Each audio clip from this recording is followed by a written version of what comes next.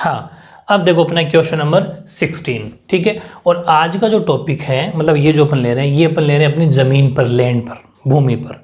और बहुत बढ़िया इस टॉपिक को पूरा करेंगे और उसके बाद में मृदा यानी कि सोइल, मिट्टी स्टार्ट कर देंगे। मतलब हर वीडियो के अंदर एक एक परमानेंट टॉपिक आपको मिल रहा है, उस टॉपिक को उस अकॉर्डिंग स्टडी करनी है, मेरे अकॉर्डिंग, ठीक है।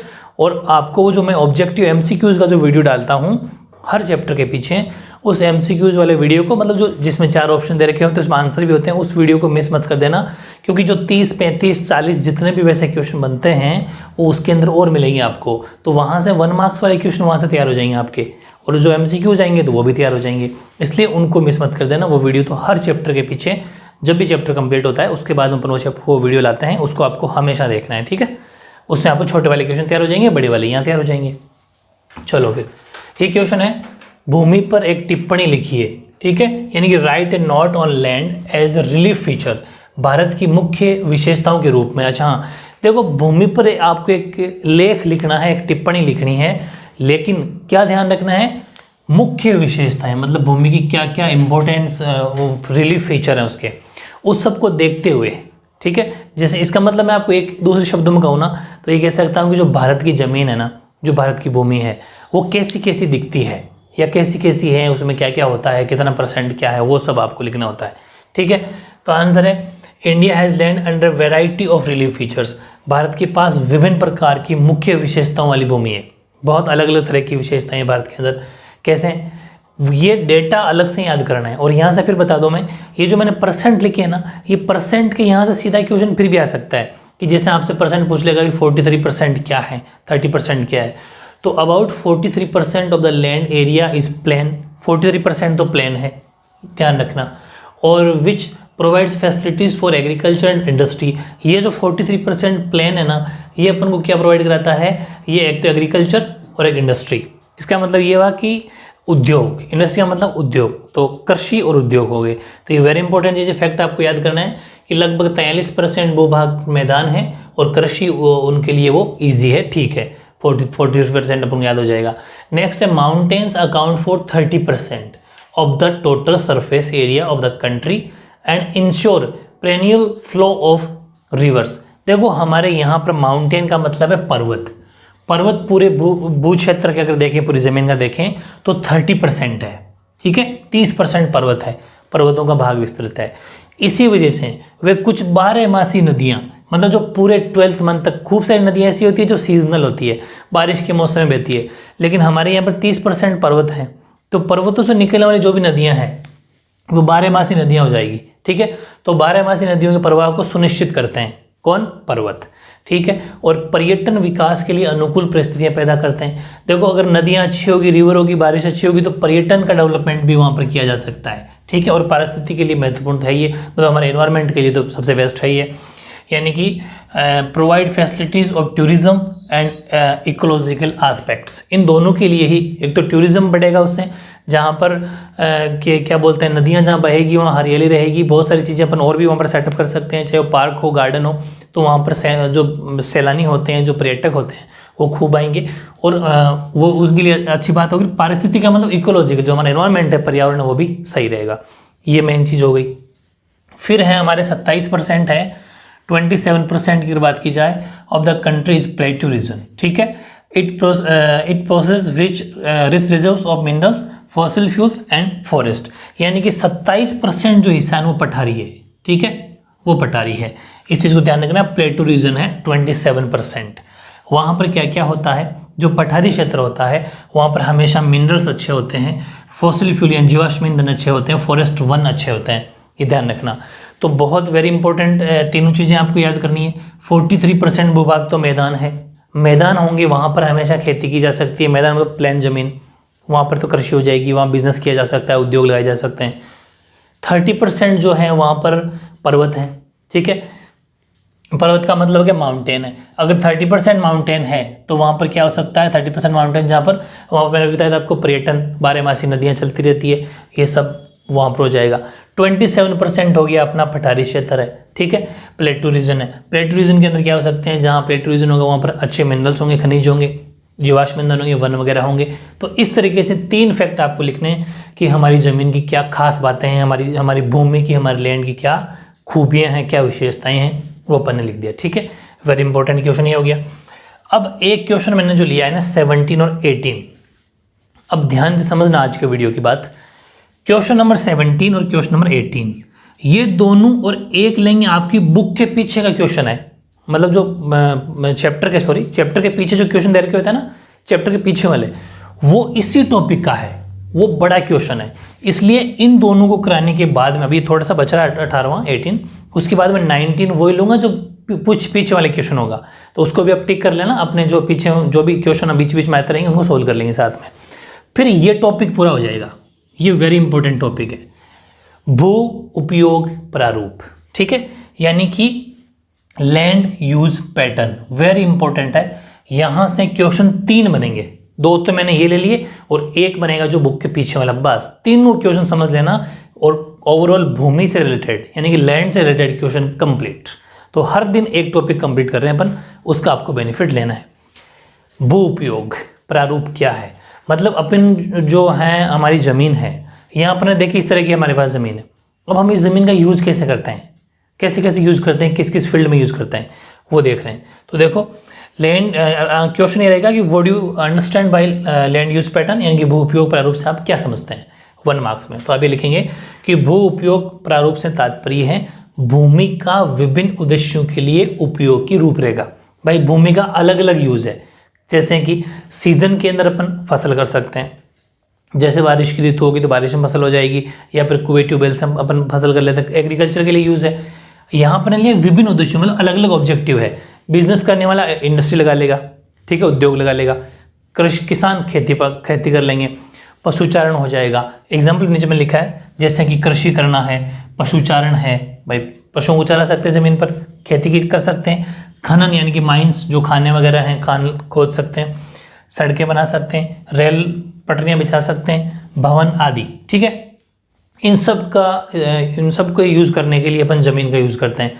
ज़मीन अगर नहीं है तो ये सब नहीं होगा, तो ये ज़मीन का यूज़ हो गया 1 मार्क्स में। ठीक है, यानी कि land use pattern refers to the use of land for various purpose like agriculture, grazing मतलब पशुचारण, mining, road, rail, building etcetera. इन सब के लिए भवन बनाते हैं। तो सब जितनी कोई बिल्डिंग बनाओगे तो कहाँ बनाओगे, ज़मीन पे बनाओगे। तो ये सब भूमि का अपने पास प्रारूप है, अलग अलग जगह पर इनका यूज़ करते हैं। ठीक है, अब एक क्वेश्चन और है इसी से रिलेटेड, वो है कि भारत में भू उपयोग, वो तो अपने पैटर्न देखा, अब जो मैं उपयोग की बात कर रहा था ना, यूज की, वो नीचे है कि भारत में भू उपयोग को निर्धारित करने वाले कारक कौन कौन से हैं। भाई देखो, what are the factors of determine land use. ऐसा तो है नहीं कि अपन सीधे लैंड का यूज कर सकते हैं, नहीं कर सकते। इसमें भी कुछ फैक्टर है। कैसे कि अगर पहाड़ी जमीन है, हिमालयाज की हो गई, पहाड़ी जो रॉकी पठान मतलब कि जो चट्टानों वाली ज़मीन है, वहाँ पर खेती करना मुश्किल है, वहाँ पर खेती करना पॉसिबल नहीं है। ठीक है, तो वो सब पढ़ेंगे कि आप किस हिसाब से कह रहे हो कि हमारे भू उपयोग हम यूज़ कर सकते हैं। तो अपन ये देखेंगे कि ज़मीन कौन सी सही है, ठीक है, या फिर कौन सी ज़मीन किसके लिए बनी है। जैसे कि पहली, भारत में भू उपयोग को निर्धारित करने वाले कारक निम्नलिखित हैं। ध्यान से समझना कि the factor that determine land use in India are follows. पहली तो ये पहला है कि भू आकृति, जो हमारा स्ट्रक्चर है ज़मीन का, लैंड फॉर्म है, वो कैसा है, उस पर डिपेंड करेंगे। ऐसे थोड़ी कि पूरी ज़मीन पर खेती कर सकते हो, नहीं कर सकते। यूज़ है लेकिन सब जगह खेती नहीं कर सकते। वो बताना है कि जो ज़मीन की ऊपरी लेयर होती है, ऊपरी की जो लेयर होती है, ऊपरी मृदा की परत, मिट्टी की ऊपरी परत जो होती है, वो चट्टानी भूमि, तीव्र ढाल वाली भूमि या दलदली भूमि आदि कृषि के लिए उपयुक्त नहीं होती। आप अगर ज़मीन के अंदर खेती करना चाहते हो, लेकिन अगर ऐसी ज़मीन है तो फिर वहाँ पर अपन खेती नहीं कर सकते। इसका मतलब हमें हमारे लिए डिसाइड करने का ऑप्शन हो गया कि अगर चट्टानी ज़मीन है, तीव्र ढाल वाली है, क्योंकि वहाँ पर फिर पानी नहीं रुकेगा, खाद भी नहीं रुकेगी, बह जाएगा साथ में, तो फसल नहीं होगी। या फिर कोई दलदली ज़मीन है तो वहाँ पर खेती नहीं कर सकते, वो ज़मीन उपयुक्त नहीं है।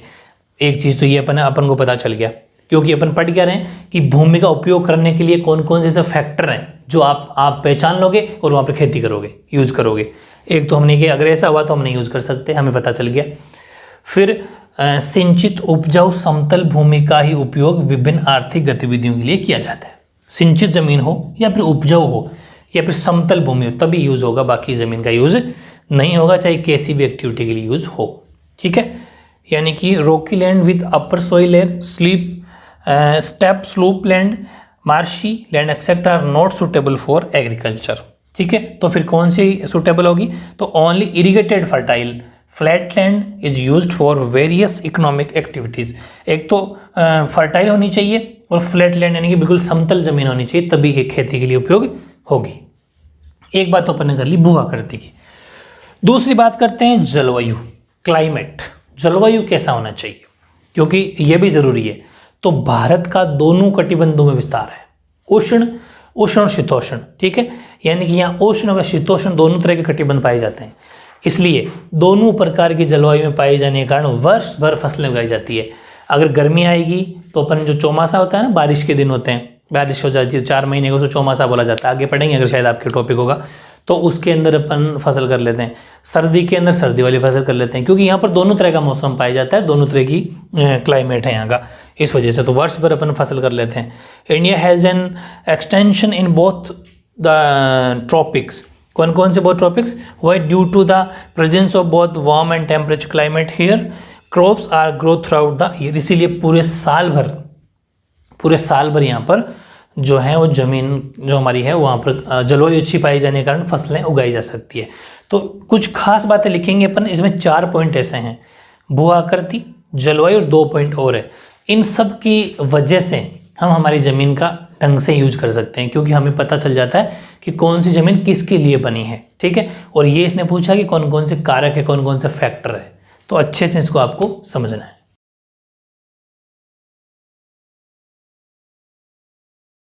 अब देखो नेक्स्ट टॉपिक, नेक्स्ट पॉइंट, तीसरा और चौथा, और ये मैंने इस क्वेश्चन की मैं बात कर रहा था।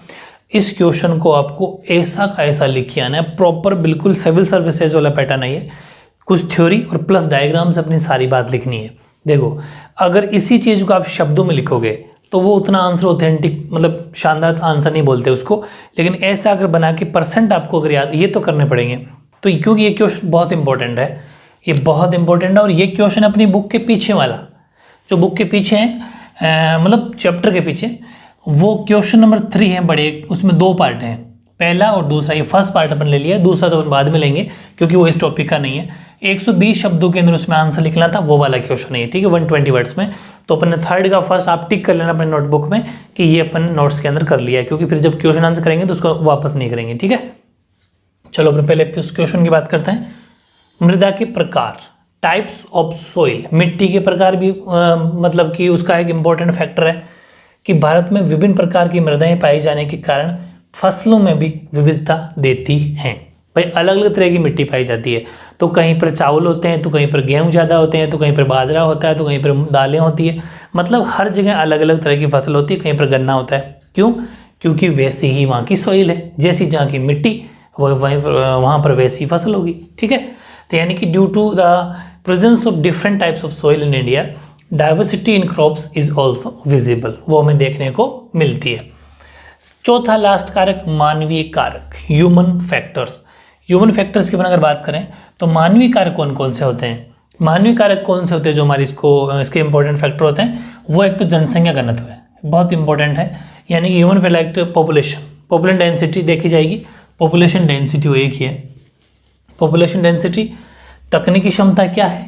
ठीक है, पहली बात तो जनसंख्या घनत्व का मतलब होता है एक जगह पर 1 किलोमीटर में कितने लोग रहते हैं। जैसे शहरों में 1 किलोमीटर पर हज़ारों की संख्या में रहते हैं, लेकिन गाँव में 1 किलोमीटर पर 5-7 जने रहते हैं, वो अलग अलग सिस्टम होता है। तो वहाँ की पॉपुलर डेंसिटी कितनी है, जनसंख्या घनत्व है, 1 किलोमीटर के दायरे में रहने वाले लोगों की संख्या। फिर टेक्निकल कैपेबिलिटी, तकनीकी क्षमता कितनी है उनके पास, टेक्नोलॉजी का ज्ञान कितना है।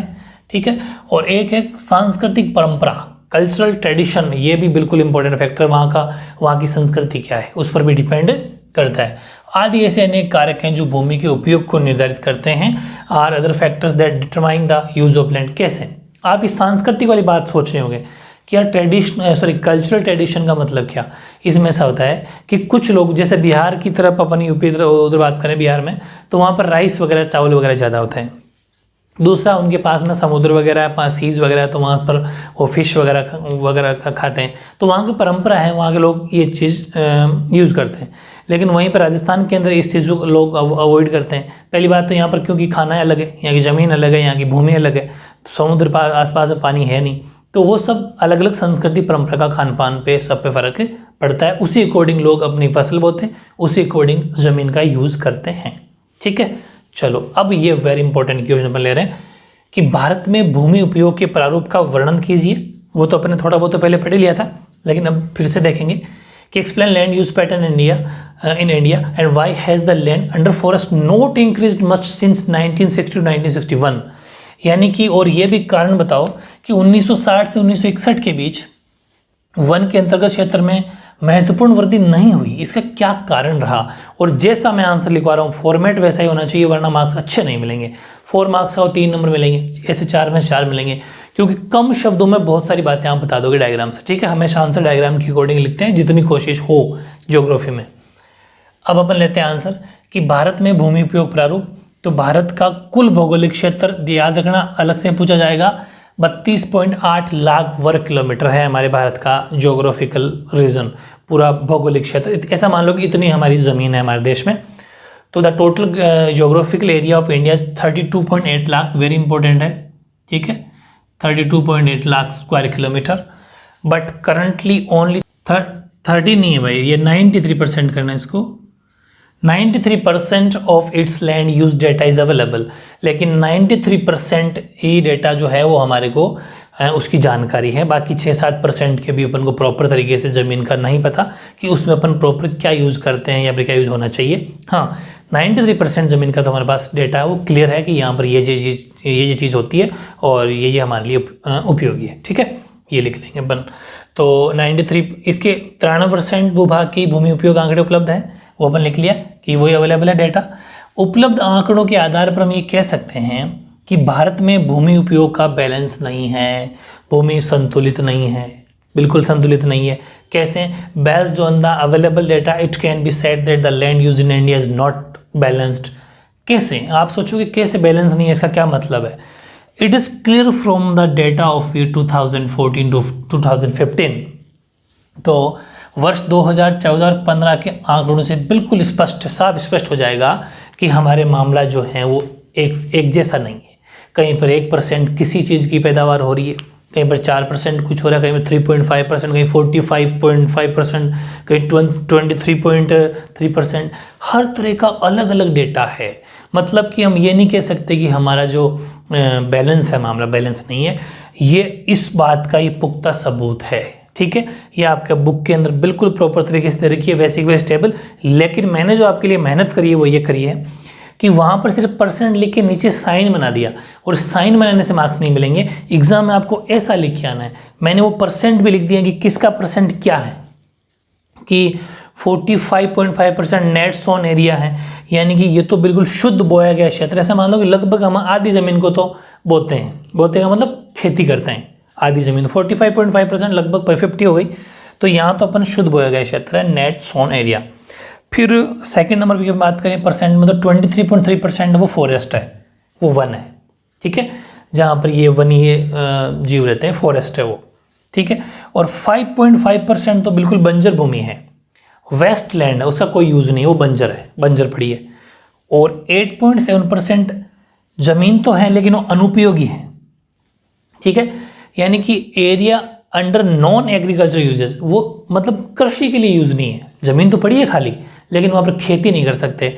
हो सकता है पथरीली हो, मिट्टी थोड़ी सोल्टी हो, ये सब रीज़न है। ऐसा एरिया भी है 8.7% लगभग, वो अनुपयोगी है खेती के लिए। तो जब खेती के लिए नहीं है तो फिर वहाँ पर कुछ फैक्ट्री वगैरह लग जाएगी और कुछ यूज़ करेंगे। लेकिन फिलहाल अपन ये उसको ये उसमें कैटेगरी में डाल दिया कि area under non agriculture uses, वो अनुपयोगी कृषि क्षेत्र है। 3.3 अपन ने स्थायी चारागाह बना रखा है, परमानेंट पोस्चर्स, यानी कि वहाँ पर चारागाह का मतलब जहाँ पर जानवरों को चरा सकते हैं, वो 3.3% ऐसा फिक्स एरिया है, वो चारागाह के लिए ज़मीन छोड़ी। जैसे ये गाँव के अंदर देखा होगा आपने, नाडियाँ होती है, नाडी तालाब की ज़मीन होती है, वो छोड़ दी जाती है, वहाँ पर कोई खेती बाड़ी नहीं करता।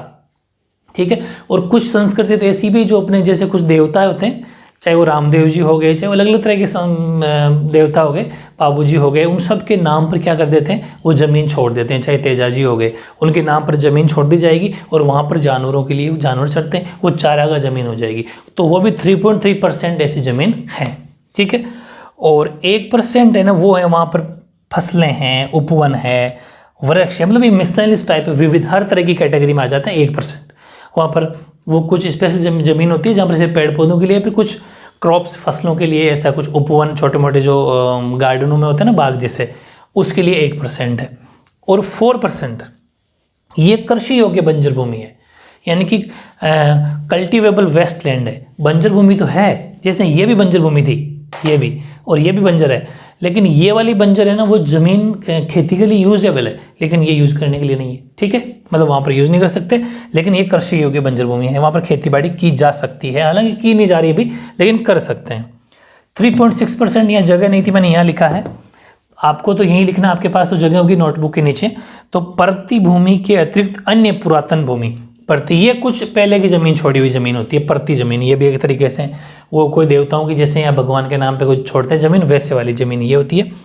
और इस तरीके से मैंने ये पूरा आपको समझा दिया, यानी कि 3.6 से मैंने इधर लिखा है, स्पेस कम था। Fallow land other than current fallow. और फिर अपन बात करते हैं 4.9 की, ये करंट फैलो है, वर्तमान परती, कुछ ऐसी भी है जो अभी की है, करंट फैलो, करंट फैलो, सी करंट स्पेलिंग नहीं दिख रही थी, ये यहाँ जो लिखा है ना वो करंट फैलो है यहाँ पर, ठीक है। तो इस तरीके से इस चार्ट को आपको अच्छे से रटना है समझते हुए, और ऐसे ही आपको बना के परसेंट शो करना है, और अगर अंदर स्पेस हो तो ऐसा लिख देना। और ये प्रॉपर डायग्राम बनाना 45% लगना भी चाहिए, ठीक है। थोड़ा बहुत कि इतना सारा एरिया 45 मतलब लगभग आधा, ऐसा नहीं, आप बिल्कुल 1% वाले को थोड़ा छोटा भी दिखाना है, जैसे मैंने दिखाया इधर भी, तो इसका थोड़ा ध्यान रखना, ठीक है। जितना परसेंट है उसको थोड़ा उस हिसाब से आपको मेंशन करना है, ठीक है। अभी ये आंसर पूरा नहीं हुआ, थोड़ा सा और उसके बाद में बहुत ही प्यारा आंसर लिख के दिया मैंने आपको, ऐसा कैसा एग्जाम में लिखे ना, फुल मार्क्स आपको मिलेंगे, ठीक है।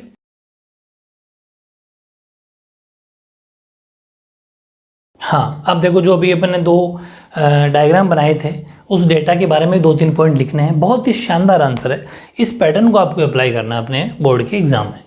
ये ऑपरेटिंग लिखनी है आपको कि from above data we find that, यानी कि जो भी अपन ने जो डेटा लिया था, उपरोक्त आंकड़ों से हम ये पाते हैं, या फिर हम कह सकते हैं from above data we find that, कि पहला पॉइंट कि विगत 45 वर्षों के दौरान वनों के अंतर्गत भूमि में वृद्धि हुई है। Land under forest has increase during the last 5 years, वनों के अंदर जरूर पिछले 45 सालों के अंदर वृद्धि हुई है। ये बात एक तो अपन उस डेटा को देखते हुए कह सकते हैं। दूसरा, खेती के लिए जो उपलब्ध भूमि थी उसमें बिल्कुल भी वृद्धि नहीं हुई है, और वृक्ष फसलों के नीचे की भूमि भी कम हुई है, घट गई है। Land not available for cultivation has increased and land under tree crops has decreased, वो भी कम हुई है। 2 बात। तीसरी बात, जो परमानेंट पेस्चर था, जो स्थायी चारागाह था, उसकी भूमि में भी कमी हुई है। The land under permanent pasture has decreased, इसमें कमी क्यों हुई? क्योंकि लोग खेती करेंगे तो जो चारागाह लेके ज़मीन छोड़ी हुई थी उसको भी धीरे धीरे बोने के साथ में फिर शुरू कर दिया जाएगा, क्योंकि मजबूरी है, क्योंकि अनाज तो पैदा करना पड़ेगा, पॉपुलेशन इतनी सारी बढ़ रही है, इस वजह से। अब फिर उसने पूछा था क्या कारण है कि 1960 से 61 तक की जो मामला है भी यहाँ तक वृद्धि नहीं हुई। निम्नलिखित कारणों से 1960 से 61 से वनों के अंतर्गत भूमि में अधिक वृद्धि नहीं हुई, वो निम्नलिखित कारण है, भी देखते हैं। Land under forest has not increased much more 1960 to 1961 because of the following reasons. कौन कौन से रीजन है?